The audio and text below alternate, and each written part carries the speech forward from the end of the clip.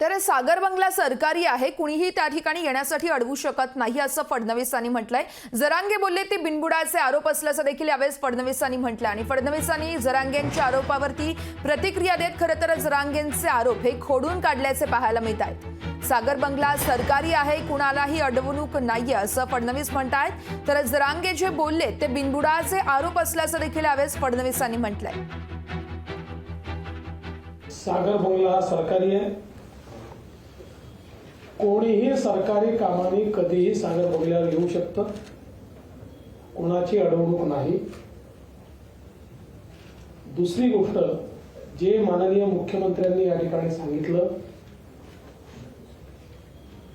कुठल्या निराशेतून ते बोलतायत, कुठली सहानुभूती त्यांना घ्यायची आहे याबद्दल मला कल्पना नाही।